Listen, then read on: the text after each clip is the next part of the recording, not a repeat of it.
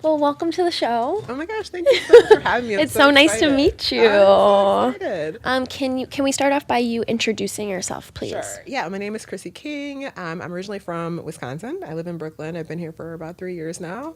I'm a writer, author, speaker, educator. I have a background in the fitness industry. Used to be a coach and a trainer.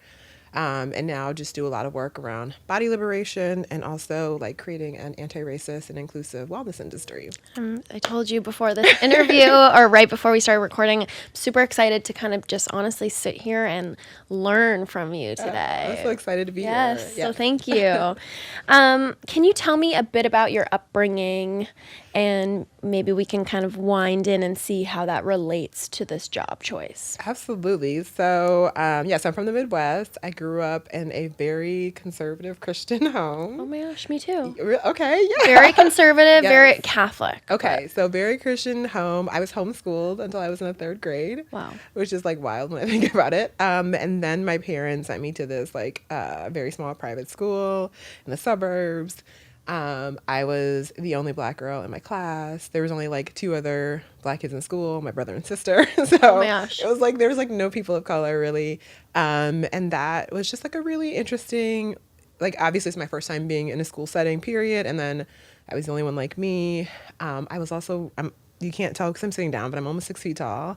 But I was like 5'8" in the 3rd grade. So I go to this school for the first time. No one looks like me. I'm super tall. And yeah, it was very interesting. And kids weren't mean to me or anything like that, but I always felt othered. And a lot of my friends had never interacted with Black kids before. Like I was their first Black friend. So I think it led to a lot of experiences that inform the work I do today. Mm-hmm. And just even in like wanting to create spaces that feel good for everyone. Because I felt like in elementary school and then in college, I went to a predominantly white institution, a PWI. So always feeling like the other and always finding myself in really uncomfortable situations sometimes with people, unintentional and intentional. And so that really, I think, had a lot to do with like the way I maneuver the world and like the work I do now. And then when I was in college, I double majored in social welfare and justice and sociology. I had like big plans of going to law school. So social justice has always been like something I was really interested in. And then I didn't go to law school. I like got a job and I wanted to take like a break from school and from college and also like student loans, college debt, and I was like, law school's so expensive. So I was like, I'm just going to take a break for like a year. And I got a job working for the federal government. And then 10 years later, I was still there. And so I should actually backtrack a little bit. So I went on like my first big diet when I was like 16 or 17. And it was because my parents were going through a divorce. Well, I'm not going to say it was because my parents were going through divorce, but they were. Mm-hmm. They were going through divorce. There's like a lot of things happening. And I gained some weight during that time. And I actually didn't really pay any attention to it, but like one of my classmates did. And he made this joke. He made this joke in front of everybody about how he could tell I'd been eating good. And I was like really embarrassed. And I was like, oh no, like people are noticing that like I gained weight. And so I decided to go on like a diet.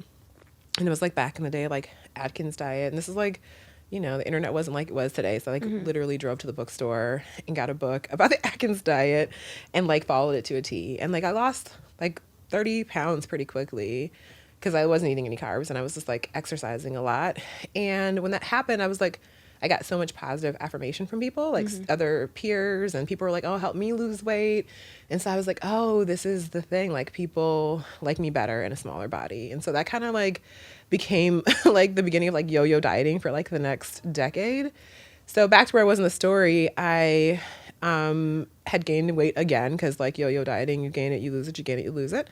And so I was like, I need to lose this weight once and for all. And like this time I'm going to do it the right way. I'm going to like join a gym. I'm going to get a trainer. I'm going to do the whole thing. And so that's kind of how I found my way into fitness as an adult. Mm-hmm. And I started working with a trainer. I got into powerlifting eventually, like really fell in love with powerlifting, started competing. Oh, wow. Yeah. So I started competing and like I was always a weakling. Like as a kid, that was like the joke in the family was that I was like the weak one. And I was like, that's okay, it's no big deal. But when I started powerlifting, I realized like strength is a skill. And so I started getting really strong and I started competing in powerlifting, and I was like deadlifting like 400 pounds. Holy Which moly. is like, for me, is like never thought that'd be possible. And so then I really loved what strength training did for me physically, but also like mentally. More importantly was like the mental part of it, and like I felt mentally stronger and tougher, and so I wanted to become a trainer. And so I was working at my corporate job. I became a trainer on the side, and during this whole time though, I definitely had what they call a transformation, like body transformation. And I was like in the leanest body I'd ever been in as an adult. I was like the strongest I'd ever been, but I hated my body even more. Like it was like the more I lost, the more I thought I needed to lose. I was just like never happy. I was like obsessed with exercising. I like would skip family functions, or like nothing could get in the way of my exercise schedule essentially. So if I needed to work out and you wanted me to do something, like I wasn't going to be able to do it. Yeah. I like counted every macro, everything that entered my mouth, like got counted and tracked. And it was like really miserable for me actually. And so that kind of took me down a journey of like fixing my own relationship with body image. And I was already working with clients at this time and training primarily women, training other people. And I just started like, as I was making my own mental shifts, I started making shifts in the way I was working with clients. As I got like more into fitness, I don't know, I think I wanted to be more of like a leader in the fitness industry. Mm-hmm. One of the things I was really noticing is that like, yeah, the industry wasn't very diverse. And same thing, I go to like conferences and I'd be like, oh, I'm like one of the only people that look like me. I didn't see people on stage that look like me. And so that is what really informed me to start talking about like anti-racism and diversity in the wellness industry. And again, I think that goes back to like all my experiences in childhood. And I just feel like wellness is so important for all of us, like to access wellness and fitness and movement in ways that feel good. And so I just think it's so important that no matter what you look like and what your background is, you can walk into a space and feel welcome and feel seen and respected and like you belong there. Yeah. So that's kind of like how I got here. Really long story. No, that's, I mean, that really like gives a good rundown and like a clear image for us. I love that we're having this conversation because obviously it's end of January, so it kind of feels like right now is the time when people who had New Year's resolutions are kind of feeling that burnout. Yeah. You know, they're like, oh, I'm trying to lose the weight or try to be super healthy or all of these things, and then it's like it's not sustainable, like you said, with a yo-yo dieting. When you were young in your family, what was the conversation like around body image and food? So it's so interesting. I think about this a lot because I actually don't have like any memories of food and bodies being like a big topic of conversation in our household. But like for some reason I, at a very young age, thought something was wrong with my body. So I was like helping my mom clean out just like our basement a few years ago, and I found this journal from when I was like 11. And it was really cute, but it was also really sad because I started reading it and it was like, there was a journal, speaking of the New Year's, it was like a journal entry from January 1st. So it was like the beginning of the year. And I had written this journal entry about how I had just come from church. Like I said, super Christian. We had like a lock-in for New Year's. So I came home and I just come home and I was like, I'm so tired. I was like, but it's the beginning of the new year. I have to like exercise today. It's like, even if I don't feel like it, I have to do it. And then I had written out a little like diet plan for myself. And it was like, basically my breakfast could only be 300 calories and like less than 5 grams of fat. And I like don't know where I even got that from. And like I think about it a lot, and I'm like, I don't remember having like a lot of negative body talk around my house, but obviously like I was getting this message somewhere at such a young age that like something was wrong with the way I looked when I was like 11. That's really sad. Yeah. I mean, I think that is also a shared experience of many people, specifically like a lot of women. Yes, in the US, and I'm sure just worldwide. But yeah, that makes me sad. It also makes you sad for like to think about your younger self, or just like a young girl who's like 8, 9, 10, 11. Yeah, and I think it's so unfortunate because today like statistics show the same thing, like girls like as young as 6 to 8 are already thinking about their bodies, which is why I think having conversations around body image, but like also improving our own body images, the way we talk about our bodies in front of other people, is also so important, because it's like not much has changed and shifted in terms of the narrative around bodies, particularly women's bodies. And yeah, I hope that we can make some type of positive change so that future generations aren't at this really young age already thinking that like something is wrong with their bodies.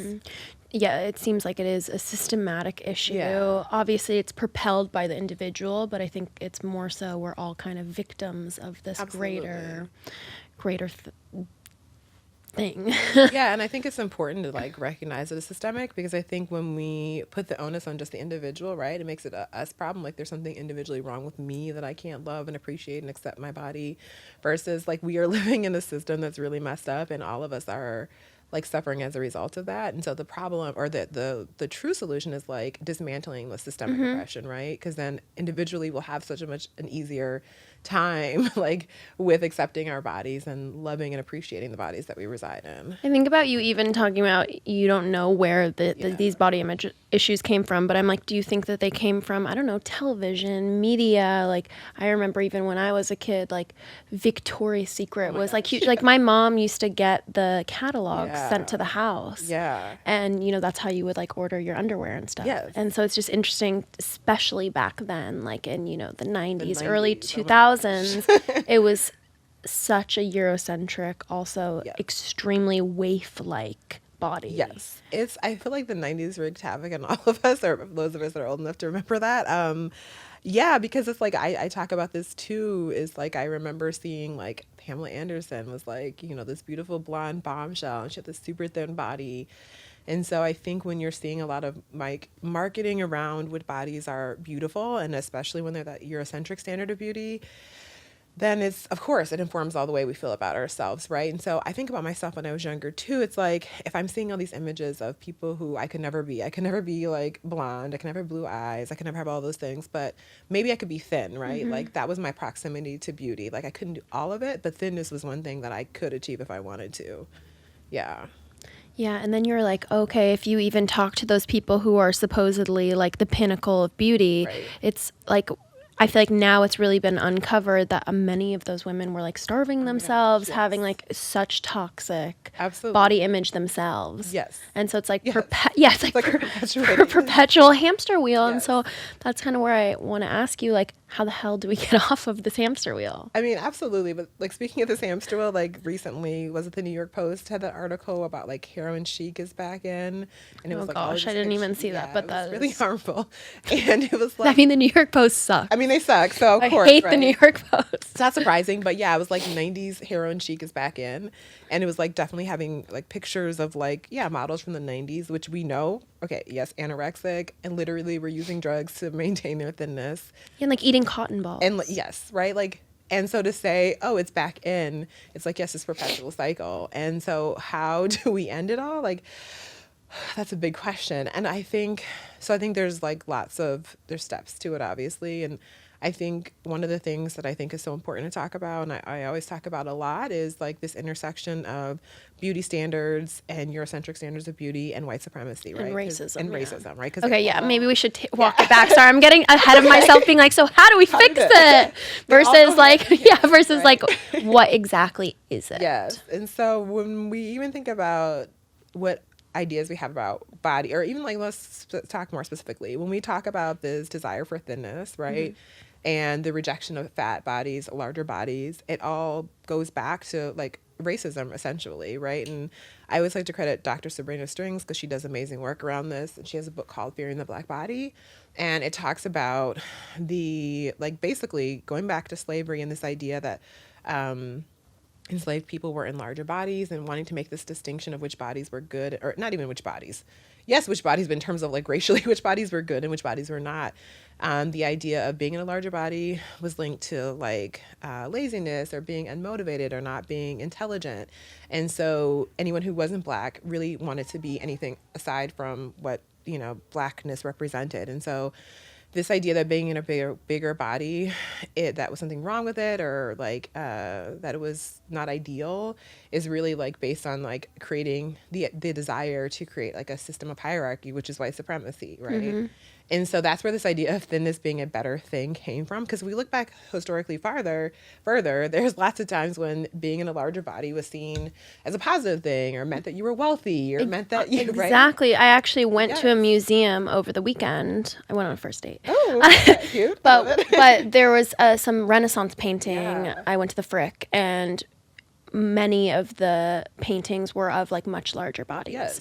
And I pointed it out to the person I was on the date with, and we were discussing kind of, oh yeah, back in the day that was a sign of wealth, because it was a good thing. it was a sign that you could feed yourselves, and you wanted to almost also be painted and remembered in this larger body. And so I wonder, like, when did the shift happen? Yeah. To all of a sudden that is like, no, that's a bad thing. Yeah. So at the beginning of slavery, that was like a big part of where that shift started to happen, and we've essentially never let that go since then. And so when we're talking about how do we shift the narrative, I think for all of us, it's a process of decolonizing our minds about a lot of things, about white supremacy, and I think what is really important to note about the white supremacy piece is that, like, when we think of white supremacy, sometimes we think it's like, oh, it's just harmful to like Black people or people of color, but like it's harmful to all of us in ways that are varying degrees, but it hurts all of us. And so it's like when we actively dismantle white supremacy, like, we set everyone free, and that includes the way we feel about our bodies, that includes the way we're treated in life in general. So I think that's like one big part of it. And then I think on an individual level, though, in terms of like how do we free ourselves from these systems, that work is, I think, well, all of the work is hard, but I think when we're talking on an individual level, it's also really challenging because, like for me, I can say like, oh, diet culture is harmful. This idea that I need to be in a thinner body is harmful. The idea that like my body is the most important thing about me or the way I look is the most important thing about me is harmful. Like, while I can acknowledge and know all those things, it's also true that we live in a society in which tells us that's true. It tells us that, especially for women, right? It tells us that that is a determination of our worth. And so it's like we constantly have to fight against the narratives that we are getting every day when we know what's the truth, and that can be really, really challenging. And so, we talk about body positivity and like a lot of the messages in mainstream body positivity around like just love yourself. And while I think it's all important that we really important that we all love ourselves, and I like deeply believe in that, I also think that if we just talk about self-love without talking about the systems in place, it like nothing's ever going to change. Nothing changes. And also it negates the fact that like, even if I really love myself, say I've come to a place where I love myself, I love my body, I love everything about myself, that doesn't change the fact that I can still be harmed in the world because of my body and the way I look. And so it's like, we have to really focus on the whole picture, right? And not just like the ideal that self-love is the thing that's going to like fix us all. Mm-hmm. Yeah. And so what's the difference between like body positivity and then is it neutrality? Yeah. So there's like body positivity, body neutrality, and then the work that I do, or what I call the work I do, is body liberation. Okay. And so to like, and that's your book. Yes. And that's my book. Yeah. So body positivity, there's like tons of definitions about it, but essentially it's just this idea that we should all be able to exist in our bodies and love our bodies, appreciate our bodies, respect our bodies, etc. And that, all bodies are good bodies, regardless of size, shape, color, all of those things. And I think that body positivity is actually a really good introduction to any of us to start thinking about our bodies differently. But again, I think where it falls a little short is that it really does focus on, a lot of like affirmations and mantras and like, oh, I'm just going to say I love myself. And I think it fails to take into account that the more intersecting identities we have, so we're talking about things like race and gender and sexuality and ability status, that the more of those intersecting identities we have, the harder it is to feel like we love ourselves in a society that tells us everything about those things are wrong. So I think it's a little short-sighted sometimes. And then body neutrality is a little bit, I consider it a step beyond body positivity, in the sense that like, it's not even so much about saying, I look in the mirror and say I love my body. It's not even about like even accepting your body, really. It's just about, I can treat my body with neutrality, in the sense that I can look in the mirror and just say, this is what my body looks like today. I don't have to say I love it. I don't have to say anything. But I can show it respect. I can show it kindness that I would show a friend, meaning I'm just not going to say disparaging things about it, right? I just accept that this is what my body is today. And then for me, when I think about body liberation, I feel like it's beyond all of that. And when I talk about body liberation, like there's so many things, but one of the things that I think is really at the core of body liberation is that we understand that at the essence and the core of who we are, our body is really just the shell that we reside in. It doesn't make us who we are. It's just the thing that allows us to have this human experience. And that I don't at any point necessarily have to be able to look in the mirror and say, oh my gosh, I love everything about me. But I can understand that I am worthy and enough and whole because I exist. Like that makes me enough. That is enough. And then going beyond that, it's also about understanding that it sounds cliche, but I really mean this honestly, that the body that I reside in is honestly the least interesting thing about me, and that I think we all have very specific magic to do in this world, and it's not based on what we look like, and that the sooner I can stop identifying with this vessel, the more freedom I have to create that magic in the world, whatever it is. And I always think about myself. I spent years obsessing about what I look like, obsessively exercising, obsessively counting calories, and it really took all of my capacity to all of my creative capacity away. And when I really stepped into liberation, and when I stopped focusing on that, and when I stopped trying to shrink my body, and I stopped trying to be, stop being obsessed with thinness, it created all this energy and all this space to do all the things that I'm doing now. And I feel like I would have never had that freedom without body liberation. And I think the second part of body liberation for me is also understanding that none of us are free unless all of us are free. And so it's once I have come to a place of freedom and peace with my own body, I'm also now turning that focus to how are we collectively finding liberation for all of us, so that regardless of what we look like and what our identities are, we have the ability to exist in the world and feel safe and seen in our bodies. That was a mouthful. Sorry. No, I'm just taking it all in because, again, I feel like I mean, obviously this has been shifting so rapidly over the last 10 years. Yeah. I would say that's the most. But it's can body positivity, can it veer on becoming toxic? I would say yes. Yeah. And the reason I say yes is because I think I always like to go back to the beginning. And I think that one thing that has really gotten lost in mainstream body positivity is that the body positive space was originally created by fat and black and brown women, right? As a space to be celebrated because they didn't see themselves represented in mainstream ideas of beauty. And it's not to say that body positivity can't be for everyone, because it is. Everybody can have body image issues. But I think now mainstream body positivity, thin white women have really kind of become the face of the body positivity movement. And it's really pushed out the very people who it was created for. So I think that's one part of it. And I think the second part of it is that it's also completely disregarded the social justice piece of it.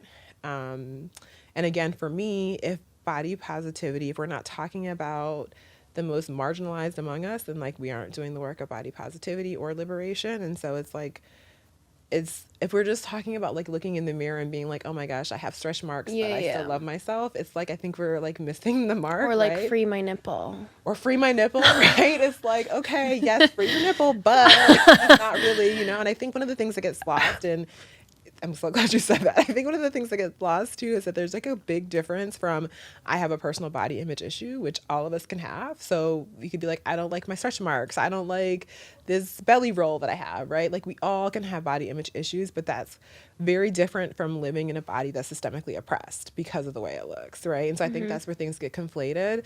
And I think in terms of has the body positivity space become a little whitewash? Whitewash or toxic positivity is yes, because we're so focused on these things. If I see one more person in the mirror leaning over, accentuating their belly fat and being I still love my this body. pose is different. Yeah. And it's well, I think the issue is it gets so commercialized. And that, yeah. It's Victoria's Secret, 3 years ago they got in trouble for saying a trans person will never walk in the show because it's supposed to be a fantasy. And now it's I see they have all of these trans and larger body models. But I'm like, to me, it's like jumping on the trend after you got in trouble. Of course. And canceled. Yes. And it's like now they're doing it. They're like, well, that's not impressive because you got canceled for it. Yeah. And it's not impressive because it also just feels like a cash grab. Absolutely. And that is unfortunately what has become so prominent in like yes, I feel like body positivity is more is obviously very commercialized now, and it's more popular than it used to be, but it for the reasons that I think you just mentioned, right? That it seems like a cash grab. It seems like the right thing to be talking about.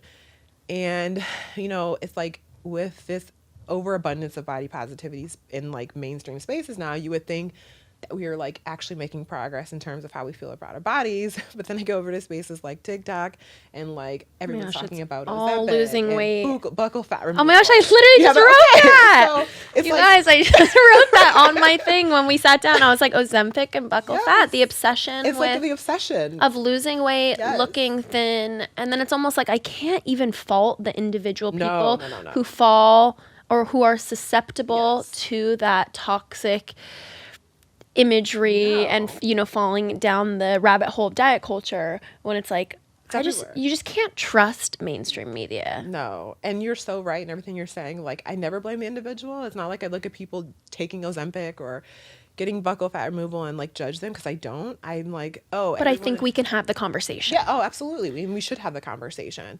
I think it's important to have the conversation, but I think it, like, what I'm saying is that like I can look at these spaces and say, like, we're talking about body positivity, but I don't think our like as a culture, I don't think it's really changing the narrative in terms about how we individually feel about our bodies or our desire to chase thinness via whatever the new trend is. Yeah. And it feels like the trends are constantly changing, and that's really difficult. It's like, you know, we went from this like heroin chic, very waif-like body to then we could talk about like the Kardashians and like BBL culture, and now them supposedly getting those reversed. And it's like, it's never enough, and it seems like no matter what, even if you're altering your body in different ways, you know, you could be kind of starving yourself, you could be adding in fat in different ways, getting injections, but then it's like, again, it's going to change in a year. It's never going to be enough. That's like constantly telling us you're never going to be enough. Absolutely. And I think it's designed to do that, and like sell products. Yes, because I'm not even just like, if we just talk about the weight loss industry alone, not even beauty and fashion, right?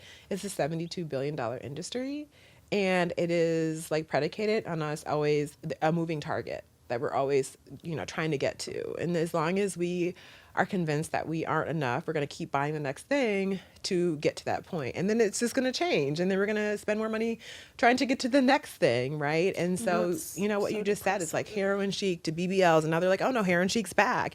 And it's like people are just running in circles trying to meet these arbitrarily created standards of beauty that we can actually never reach. And this is why I say too, it's like it keeps us so distracted and so drained from like creating real change in the world, because we are spending all of our energy trying to do this thing that we can never actually achieve. Yeah. These totally unrealistic. Yeah. And even standards. You know, with the article I was just talking about with the New York Post and saying that heroin chic is back in and bye-bye BBLs, it's like also that in itself is inherently racist, because, you know, for all the people who were artificially changing their bodies, there are tons of Black and brown women who just have that body. Mm-hmm. And so now that the body is out, that's just like, that's someone's body type still, right? That exists in the world. And it's like, when it was in, it was like, it was cool. And when it was in from, you know, popularized by the likes of like Kim K, you know, it's like trying on the bodies of other women essentially. And it's like, when it's not cool anymore, we're like, okay, that body, I'm done with that. I'm going to go back. Throw it in the trash. Throw it in the trash, right? Like disregard all the like people whose bodies really exist that way. And so I go into that in a lot of detail in the book as well, because it's just, it's so nuanced. There's so many layers to how and why this is harmful. And again, racism and white supremacy is always at the core of all of it. Yeah. I wonder if there were regulations, like tougher regulations from our government or something on not diet culture necessarily, but the industry of selling products and selling weight loss, and or maybe that it couldn't be so in your face in the media. I think that'd be awesome. I mean, it's never going to happen. I don't think it'll ever happen. I think that would be great. No. Unfortunately, I don't think it'll ever occur. But yeah, that would be really great. But because it feels like I could talk about these, have these conversations, which are so important, and you need to have them like with your friends and with your family. Like I go home sometimes and I feel like men in my life will make comments about my body, or I did ballet for years and that's very focused on your body. Yeah. And it's just like those things are so deeply ingrained in my mind, I don't even notice it. And like pretty much I would say like 99% of women that I'm friends with have poor body image. I mean, maybe like 100%. Yeah, I would say like I don't know anybody who doesn't have body image issues, right? And you're right in what you're saying. Like diet culture is so ingrained into our society that like it's just commonplace for people to comment on your bodies, or to just like in everyday life, you hear people like, oh my gosh, I shouldn't eat this, or this is going to go right to my waistline, or this, or I have to go work this off. Like it's such a part of our culture. Yeah. Or when you talked about the positivity, the affirmations, like you look so good. Did you lose weight? Did you lose weight? Right. Like it is so ingrained into our society that like it's very hard, right? It's really, really hard to be in spaces where you're not going to hear diet culture, or that's not going to be a part of the conversation. And I think like with my friends and my friend group, like we really call each other in on diet culture talk, in a like not in a mean way, but there's like we don't engage in culture talk in our friendships because we get that everywhere, right? Like that's one place I don't need it. And so I think just like trying to really check ourselves when we have those thoughts that come up, or when we say things. And then like for me, I'm really cognizant to never comment on people's bodies. And I think it's so important that we don't, because I think same like what you just said, right? Oh my God, you look great. Did you lose weight? So number one, we're saying that you look better because you're in a thinner body, right? Even if that wasn't our intention, that's what we're really saying. Yeah. And then because no one says, oh my God, you gained weight, you look so great. No, like, I've never heard that ever. I've never heard that, right? So that's one part of it. And then the second part of it is like when we're thinking about this idea of someone losing weight or being in a smaller body, we always assume like that's a positive, right? We don't think that maybe the person is like going through depression or grief or anxiety or chronically ill, right? Or any of the, or even dealing with a literal eating disorder. And so this complimenting people on bodies things is so harmful, but it's again so like looked at as acceptable in our culture. And how do you have a conversation with loved ones? So for example, if I go home and I feel like my dad always makes comments about my body, and I don't feel like it comes from a bad place, it's just almost how he was conditioned. Do you have any advice of like how do you put up those boundaries? Absolutely. I actually have a part in the book about boundaries because I think this is something that we all deal with, right? And so I think putting up boundaries, especially with family, is, again, most people aren't saying it from a malicious place, but I think, you know, boundaries are the part about respecting ourselves, but also protecting our relationships so we don't have resentment towards people, right? And so for me, like if it's a family member, I just say, listen, I know you probably don't have bad intentions, but I really don't want to have discussions about my body. That makes me uncomfortable. Thank you for respecting that. And sometimes this, you know, goes really well. Sometimes it doesn't, depending on your family, right? So the conversation may have to extend more, but I think just respectfully letting people know that I don't want to have, like, my body is not up for discussion, essentially. And we may have to set those boundaries lots of times. And I also say, like, culturally, that can be really, you know, depending on your family dynamics, that could be go all different types of ways. But I think with extended family too is like you can also limit the time that you spend with people. Like, for example, if I know I'm going home for Thanksgiving and one of my family members is like a cousin or aunt is going to say something, it's like I can mentally brace myself that I'm going to be there for an hour or two, and then that's that. So I know I probably will hear something about my body when I walk in the door, and I'm going to brace myself for it. If I don't feel comfortable just like telling them to shut it, I'm just going to brace myself for it, and I'm going to be there for an hour or two, and then I'm going to go back to a space that does not feel like toxic in terms of how, you know, body talk is going to come up. Yeah, because it just seems like, it could be in the family unit. Obviously, it's in society, and every time you just walk out your door, I mean, we're both living in New York, and it's every freaking billboard above my head, and just walking by on the street is like some kind of trying to make me buy something I probably don't need. Yeah, and especially at this time of the year, right? Like in this January time frame, it's like new year, new body, new all these things. They're just inundated with these ideas. Yeah, get your weight loss goal now. Yes, and it's just like it's so in our face, and so I think there's obviously certain things that we can limit, and there's certain things that you can't limit. But I think, especially when it comes to like social media and all that type of stuff, I just really feel like that's a space where I get to control what I see as much as possible. Muting people, unfollowing people, like, and just curating news feed that doesn't feel like diet culture is a part of it. And that feels like really nourishing to me.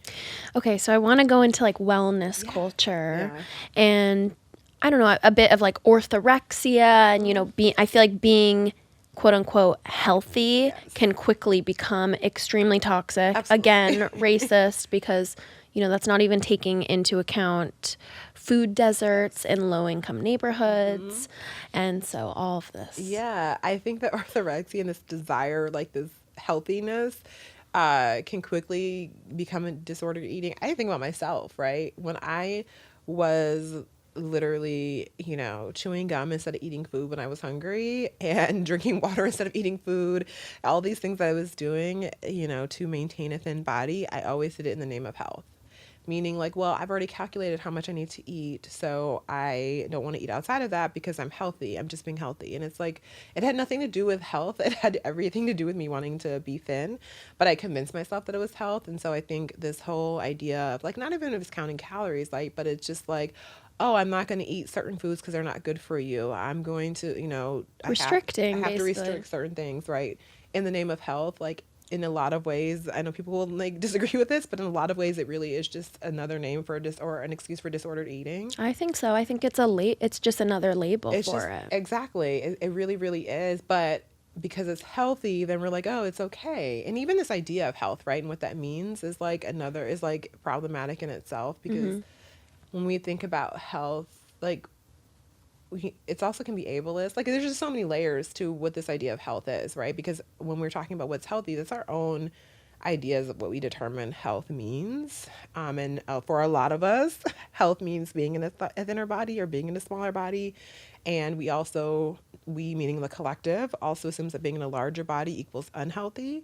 And so we're making assumptions about people based on how they look, and based on their activity levels, based on, like what they're choosing to eat and drink, how they're choosing to engage with wellness. And so, it's very toxic. And you already spoke to racist as well, talking about like food deserts. And I was actually recently heard someone refer to food deserts as food apartheid because like really it's intentional to not have certain like the idea of desert makes it seem like it's not like it just happened that way versus like, no, it was like intentional that certain populations don't have access to fresh food and fresh vegetables. And so it's like very intentional.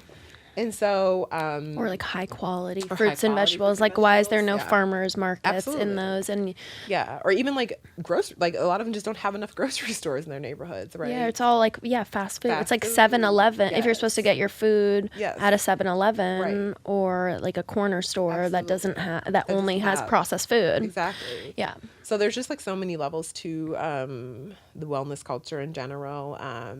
And wellness in itself has also become so whitewashed, right? Because we think about traditional wellness spaces and we think of like expensive yoga classes and like green juices. Acupuncture. And, like, it's like a lot of this comes from, Yeah, the things that take a lot of resources to engage with when it's like, no, wellness can be much more accessible, much more practical, and much more like just friendly for all populations, right? It doesn't have to be these like fancy things that we do. Well, it's also interesting that it gets rebranded as like, oh, this new fad when it's like acupuncture has been around for hundreds of years, you know, like comes from like East Asian culture.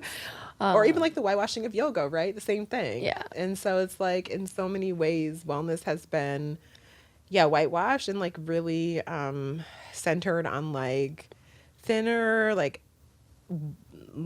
not even necessarily wealthy, but like financially well off people that can afford like $30 and $40 yoga classes and like, you know, $100 yoga pants and like. I think it quickly though becomes people's personalities. Oh my God, yes. In a way where they don't even realize what they're doing. And like I see a lot of body checking on Instagram and TikTok. You know, constant like checking in of and then I feel like it's all of this disordered eating, toxic body image issues that is under this disguise or a band-aid of being healthy and health culture, health and wellness. Absolutely, 100%. Cannot agree with you more. And it's like very much become a part of like influencer culture too. Yeah. Yeah. But it's hard to, what do you do in that situation? And I almost look at, again, like I see these people who are perpetuating kind of these harmful stereotypes, and I'm like, but you're a victim. You yourselves are also a victim of this greater culture. Yes, we are all victims, and then you're perpetuating it, but it's I don't blame you for that. Yeah, and I think that's the part that it's like both and, right? Like, but yes, this person is perpetuating harm, and this person is also a victim of the same systems that we are, and also reminding myself, right, when I think about people like that I was once that person that didn't understand, right? Yeah. And so I had to have my own long journey of coming to the place that I am now. So having a lot of compassion that all of us aren't at the same place, and we can't expect everyone to be at the same place. And then continuing to like have these conversations. That's what I love. That's what I love about you. Oh, thank you. No, is I feel like people can get so defensive when these conversations are something that is extremely painful. Absolutely. And so I love that you're there to kind of bring the knowledge, but also have these open discussions. It's not like you're just placing blame. No, because again, I was that person, right? Like I got to this place that I am now because I was that person influencing, as I used to say, and having all these conversations and engaging in things that were definitely harmful. I'm like strongly against before and after pictures in marketing, especially for fitness professionals. I used to do that though. So it's like, I can't look at people and be like, how dare you? It's like, oh, you just haven't learned that this is harmful yet, right? And we all have learning and unlearning to do. And the more we unlearn and the more we have conversations like this and start to have these little epiphanies, then the more we can start unlearning these things in our own lives. And that's where I think we can start to make change, right? Mm-hmm. When we start to like have more of these conversations, open up more dialogue, honest dialogue about it. Yeah. And how do we have honest dialogue with health professionals? Because I think this runs so deep. Yeah. Obviously we're talking about systematic racism as well, which is deep in the health or medical field. Yeah. I feel like there is kind of this fat phobia specifically in the medical community. But then it's also like, okay, you look at the data and people who, there's a difference obviously between being in a bigger body and then being actually like obese. Yeah. And then how do we talk about that without offending people? And it's so nuanced. Yeah, it's so nuanced. I'm like scared to even get into that. So I'm going to let you speak to that. Actually, there's a really good book called Anti-Diet. It's by Christy Harrison. And it's full of research. It's like totally based on research and data, which is why I like to refer people to read it, because like there's a lot of people who are like, no, show me the science. I'm like, okay, cool. So Anti-Diet is a really great book, and Chrissy Harrison talks a lot about exactly what you're talking about, like fat phobia in the medical industry. She also talks about the word obesity, and even how that word is actually just like made up essentially, right? And this idea that at a certain weight all these other negative things could happen. So she breaks down all of this in far better ways than I could possibly do it. So I recommend everyone read that book. And I think it's hard though, right? So let me backtrack a little bit. In 2020, and even prior to 2020, like back in 2016 or 2017, I started doing workshops for wellness professionals around creating an anti-racist and a diverse and inclusive wellness industry. And we talked about a lot of things like weight stigma, history of racism, like all these things, right? And like how can we actually create spaces that are diverse and inclusive and anti-racist? And so I started doing that in 2016 and 2017. Then 2020, post George Floyd, everyone was like, oh my God, racism is real. And I was like, yeah, I've been saying that for a while, guys. And so people were asking me to do the class again. So I revamped it and I did it again for people in the wellness industry specifically. And I had literally thousands of people sign up for the course. And so that was really awesome. But then as a result of that, I started having the opportunity to work with like other companies, like yoga studios, companies like Under Armour, like Google, and doing a lot of education around anti-racism and diversity, inclusion, and wellness. And so working specifically with health and wellness professionals. So that was awesome. But then when I think about like the medical community, I don't even know who does that work. I mean, because I'm not a medical professional, right? Yeah. And so it's like, I probably am not the person to go talk to people in them, because they were like, who is this girl? She knows nothing about, So, but I think that somebody should be doing that work. No, but I think it's just a conversation. Like, why do you go to the doctor and the first thing they do is like weigh you? Which, by the way, you can say you don't want to be weighed. But of course, but people don't know that, and I think people take take what a medical professional Of course. says as Gospel. fact. Gospel. Yes, exactly. They're And it's like doctors. you need to question. I really believe question everything. And I think especially growing up, I don't know about you, but for Yeah. me, like growing up super religious Yeah. and being told that like things were very black and white. Absolutely. And being told kind of not to question things, that when I got older, I'm like, no, Question that everything. yeah, question everything, because Yes. that left me with lifelong shame and issues my that I'm still gosh. working to untangle. I'm so glad you said that. But yes, it's like, yes, I totally relate to that because it's the same thing. Like you're just taught this is the way it is. Don't question things. And then you realize one day, like, what? This doesn't make any sense. I know. You're And like, yet- I was a sheep. I was right, literally. No, I blindly I was followed. a sheep. But I'm like, that's how I was That's how I was raised. raised. I didn't know any better. And so it's like now, same thing. I'm like in my mid 30s and I'm still like undoing things that I learned when I was like a child, right?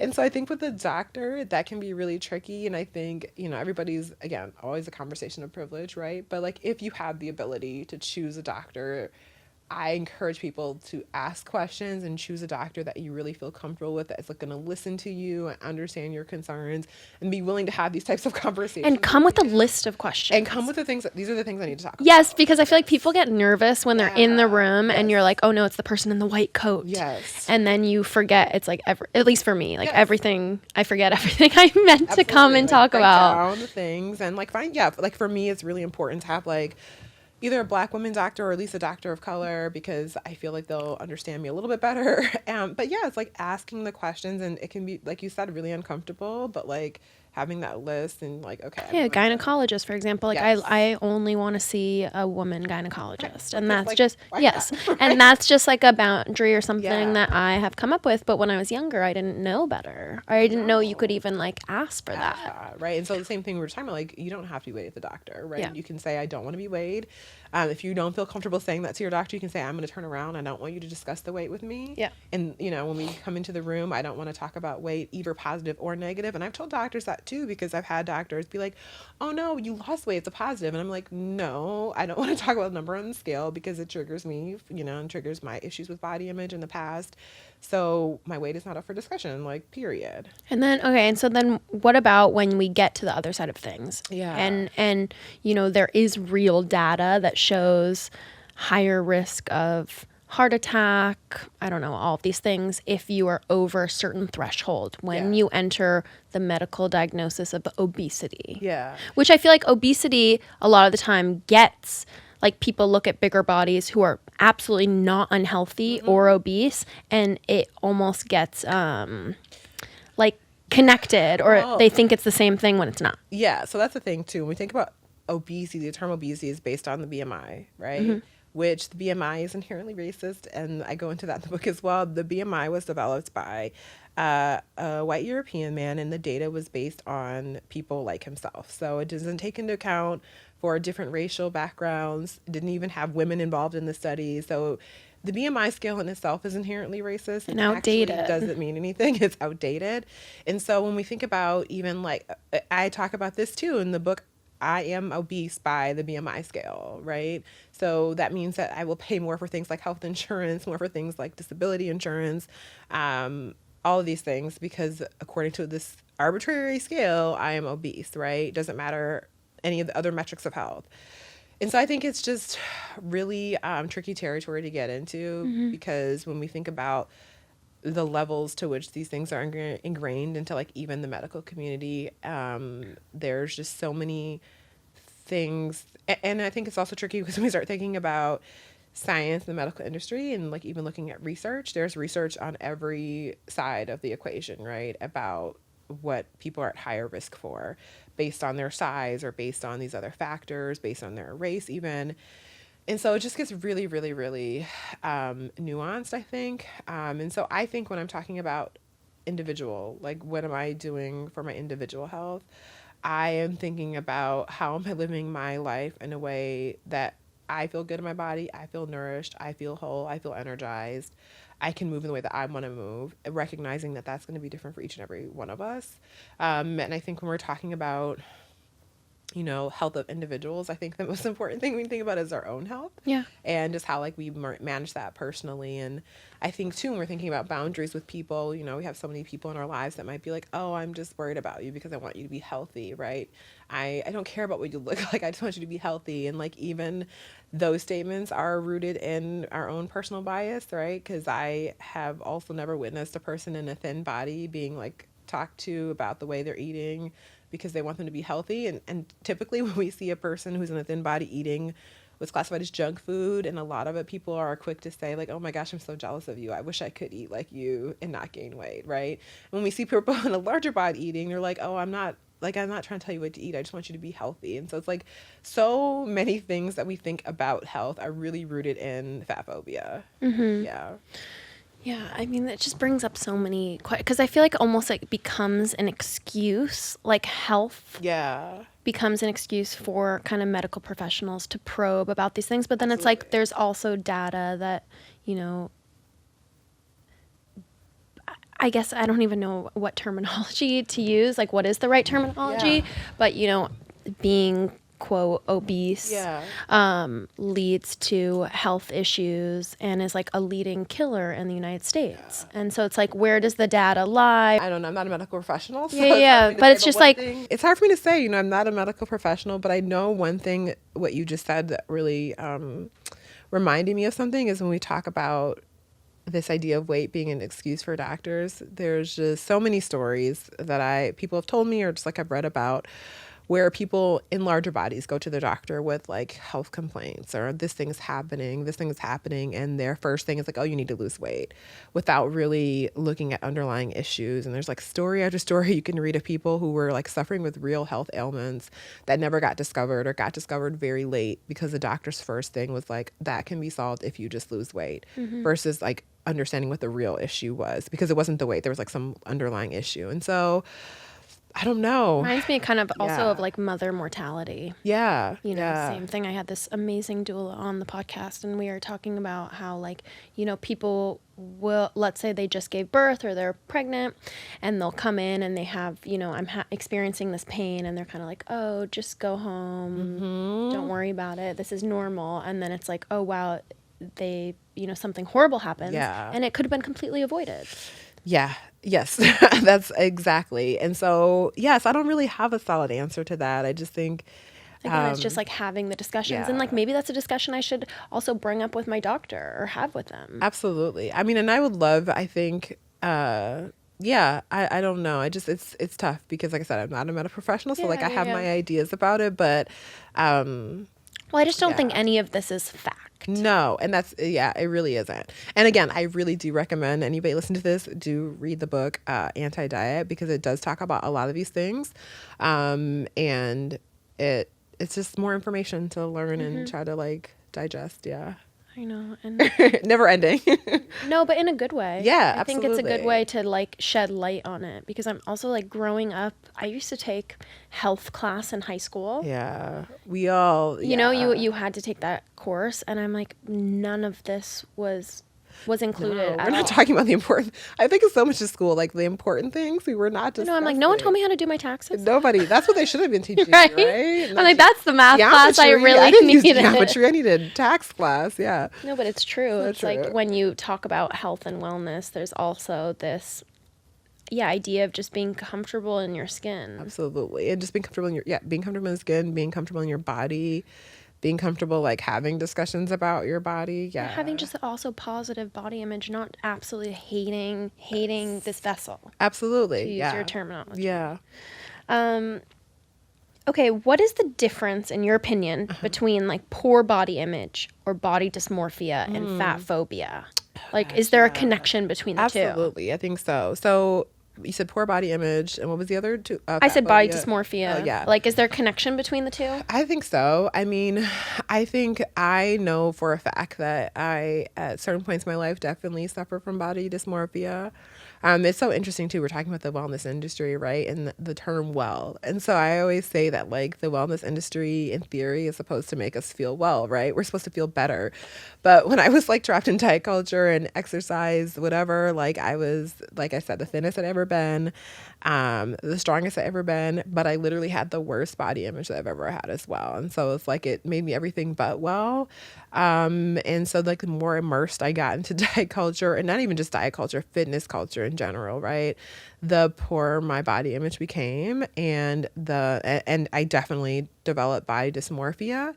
And like I said, the thinner I was, the more I saw something wrong with myself. And it was like the thing that everyone else saw in the world was not what I saw myself when I looked in the mirror. And like my sister, she used to make jokes about like jokes. I don't know if that's the right word, but there used to be a meme that would go around social media, and she sent it to me one time, and it was like a picture of a skeleton. And the caption was like, bitches when they reach their gold weight. Oh. And she sent it to me. She's like, this is you. Because oh, no. It was like I was in such a thin body compared to like what I'd ever been. And it was literally like I could not see myself that way. I was just like, oh my gosh. I was always like looking in the mirror and like pinching at this part of my body or thinking about this part of my body that needed to be different. And even now, like, you know, I'm in a much better place with my body, but I look back at those pictures and I look so thin and gaunt, but like I didn't see myself that way at the time at all. And so I think there is a connection sometimes between poor body image and body dysmorphia. And I like to make definitive statements, but I think a lot of us suffer with poor body image over the course of our lives at some point, right? But to me, I feel like that's very different. Like I think bad body image or body dysmorphia, those feel very connected to me. Yeah. They feel very different than fat phobia. Oh, because yeah, I think it's absolutely.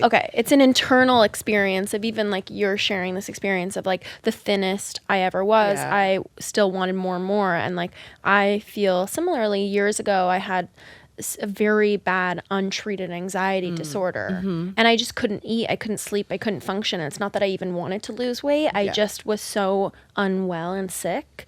And I think about it's almost, it's not that you think being bigger is a bad thing, it's that you're made to believe that it is. Absolutely. Yeah. And so when we're thinking about fat phobia, right, it's like sometimes we think about fat phobia just like, even the word phobia means like fear of fatness, right? And so people are like, I'm not scared of fatness, or I'm not scared of fat people, or X, Y, and Z, but it's like not just a fear of, it's just like how we are conditioned to believe that it's bad to be in a bigger body, that it is bad to be fat. Like even when someone says, like even this idea of like, do I look fat, right? Which is a terrible question. No one should ever ask that question. But even that, when you're saying that, it's like because you believe there's something wrong with being fat, right? And like you don't want to look that way. So it is beyond just like fear of. It's like this idea that there's something inherently wrong with being in a bigger body. That again, it means you're lazy, you're undisciplined, or you don't eat well, you don't take care of yourself, or you don't care about yourself, or you don't exercise, like all these things. And even when you can like separate those and realize like that thinking is problematic, I also talk about fat phobia in the way of like, it's one thing to say, I don't think those things about people in larger bodies. It's another thing to say, like, if I woke up tomorrow in a larger body, would I be okay with it? And when we start to think down that line of thinking, that's when you really start to understand what's really at the core of what you think about larger bodies, right? Because it's different to be like, what if I was in that body? Would I be okay with it? Versus like, I think it's okay for other people. And so when we're thinking about like, again, unlearning the things we think about bodies, it goes really deep because we have been conditioned really deeply from the time we were like born basically, right? Like so from the time we were born, we have been thinking this way. Actually, I saw this TikTok the other day and it was funny. I did laugh, but it was very problematic. And it's this like little, and it was funny because the girl is like 2 years old and she's a character, but it's this 2-year-old girl and she's like talking to her mom and the mom's recording her. And she's like, I think I saw that. Yeah, she's like, I don't want to be a fat adult when I grow up. And what made it funny is not because she asked the question, but her mom is like, oh, who's like a fat adult? And then she like just kind of like gives her this look. And I'm like, how did a 2-year-old even learn this? She gives her this look and then she like doesn't say her, but she like rolls her eyes or something to like a little side eye. Like a little side eye, like yeah. I'm talking about you, right? But I was thinking about that video and I was like, she's like 2, right? And at 2 years old, she's already being like, I don't want to be that kind of adult.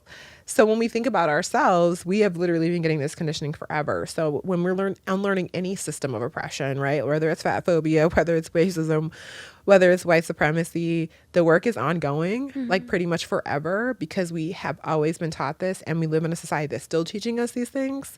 So there's never a place I think we can arrive and be like, okay, I have unlearned all the things about fat phobia in my life. I have unlearned all the things of white supremacy. I always say it's like an onion. We're peeling back the layers, right? And continually undoing and unlearning in our lives. And then we have like these relapses, right? And then we're like, okay, I'm going to keep working on that thing. And the same for our body image, right? There's never a point at which, at least I don't personally believe, there's a point at which we've like arrived when it comes to our body image, right? Way. It's like it's similar to mental health, right? It's a practice that we have to do every single day for the duration of our lives, and we will see different iterations of ourselves struggle with different varying levels of these things, based on life circumstances. And I think the other thing I didn't even say about why I think it's so important that we get to the space of body liberation is because, you know, our bodies are going to be like in 1,000 different iterations from the time we were born to the time we pass away and leave this physical plane. Our bodies are constantly changing, and they're always going to be changing. And like, if we can't accept that our body's going to have all these different iterations, and if we can't learn to love and appreciate all the different iterations, we are always going to be suffering, because there is no point in which our body stays constant.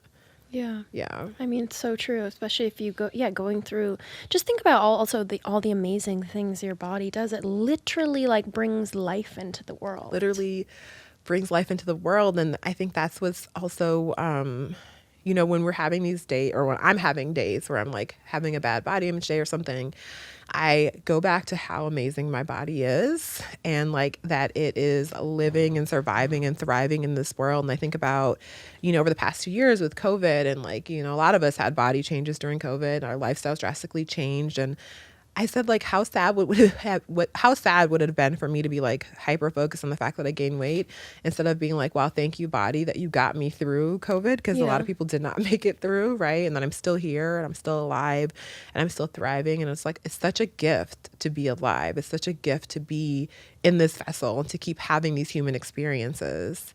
And it's like, we can like spend all of our energy wishing our bodies were something different, or we could be like, wow, I'm so happy that I get to be here, and then I get to have the experience that I'm having. And like, thank you, amazing body, for keeping me alive and letting me have another day. And letting me walk, and all the things that you have, exactly, that you take for granted, that that other people don't have. Absolutely. I also think, like you're saying, it's an ongoing discussion, but also just how you interact with other people. For example, this holiday, I spent time with I have a 2-year-old niece. Oh my gosh. Amazing. And I have a 3-year-old nephew. I have a bunch of nieces and nephews. Yeah. But specifically with my niece, I've been thinking a lot about body image recently, and just also how so much how do I word this? When I was growing up, I feel like there was a lot of attention on my appearance, like constant, and just even being like cute, quote cute. Absolutely, or something as a young girl. Yeah. And so that's something I'm actively try to not do with my niece. Yeah. So I'm like, I don't want to be like, oh, you look so pretty in your dress, versus to my nephew, I'm like, oh, you look so strong, or you're so smart. So I really try to not use words, even though she's literally 2 years old. She probably like doesn't even notice what I'm telling her. She does though.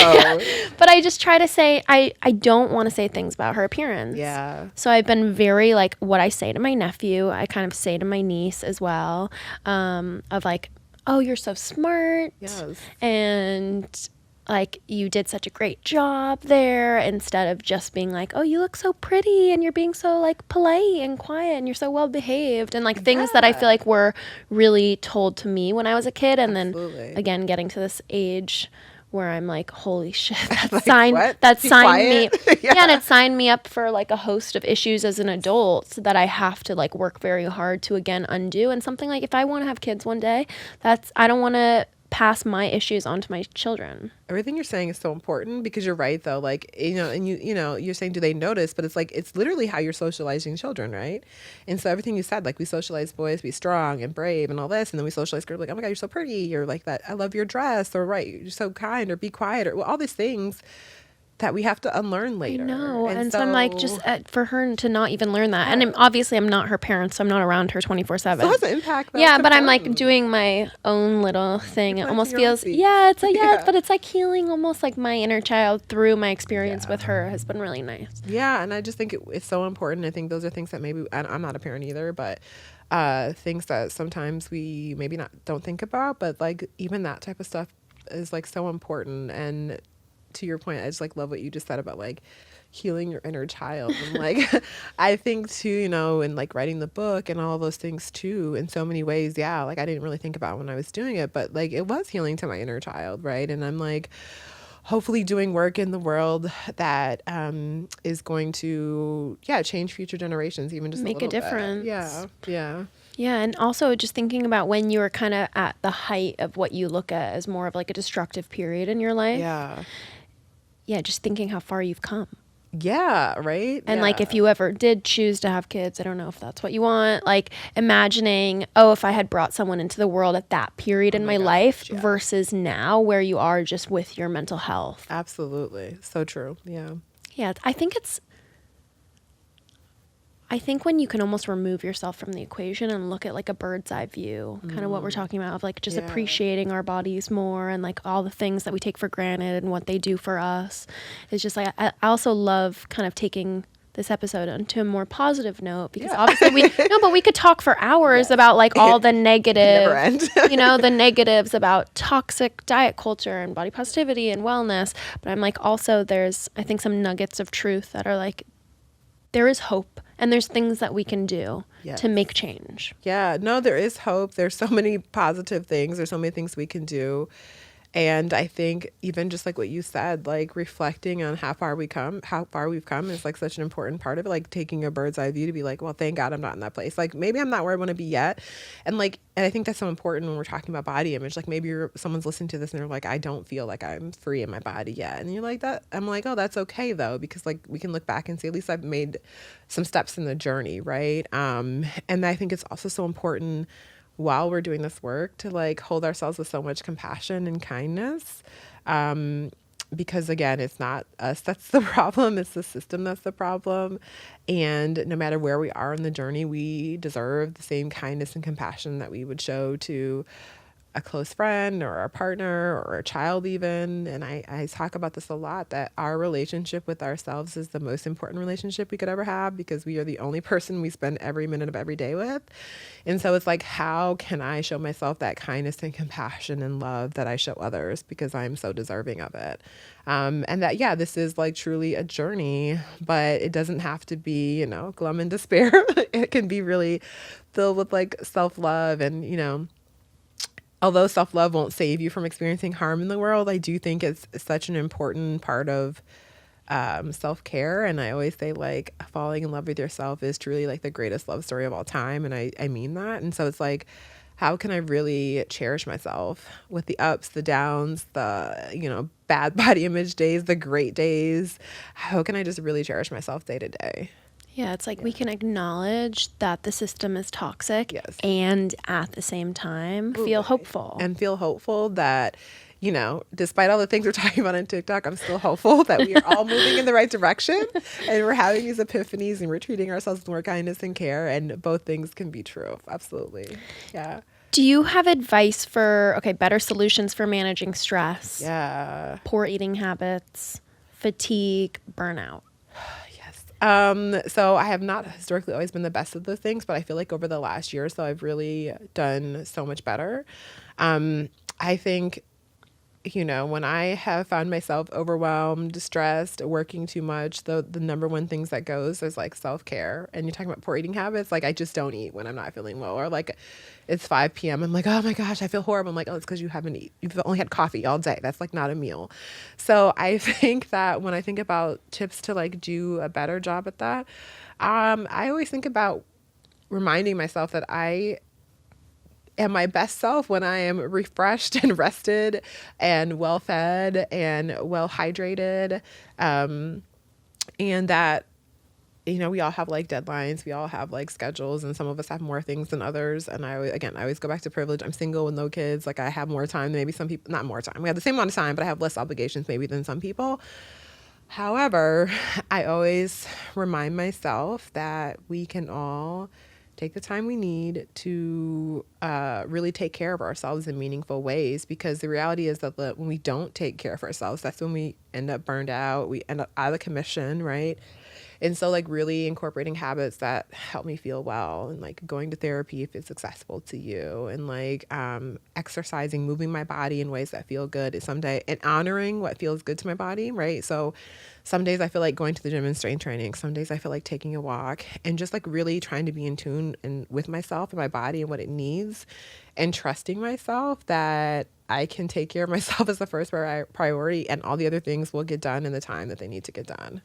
And also being comfortable letting people know, like, I'm sorry, I'm going to need some more time for X, Y, and Z. It's just not going to happen today.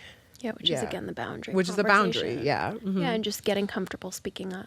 I know sometimes when I need to remove it from myself again, I think about like, oh, if I had like, I don't know, for example, my niece, or like I had a daughter, like what are the things that I would want them to carry through life? Yes. Or have in this situation. I'm so happy. Yes, that's exactly it. And that's what it goes back to, treating ourselves the way that we, right? So mean like, to ourselves. We treat ourselves the way we want other people to treat themselves, and just do it for ourselves. But it's hard, it's a practice like everything else. Yeah. Okay, can you tell me a bit about your upcoming book and when it releases? Absolutely. So the upcoming book is called The Body Liberation Project. It is literally about everything we talked today and more. It literally goes into like so many of the things that we talked about in much more detail. And I'm so excited for it. I can't wait for the world to read it. It is out on March 14th. And it's coming right up. So close. Coming right up. Yeah, it's really close. I'm super excited about it. It's available anywhere books are sold. And I'm really happy for the release. And if you enjoyed our conversations, you're going to love the book. Yeah. Yes. Okay, you guys, I'll when it comes out, I'll link it. Well, thank you so much. Okay, where can my listeners find you? Yeah, absolutely. So on Instagram, TikTok, and Twitter, I am Chrissy King. My website is chrissyking.com. Again, the book is out March 14th. Yes. I hope you purchase it. It's available for pre-order now. And yeah, that's it. Thank you so much. It was lovely to meet you. It was so great. I feel nourished by this conversation. Oh, I love to hear that. Seriously. So thank you so much. This was so fun.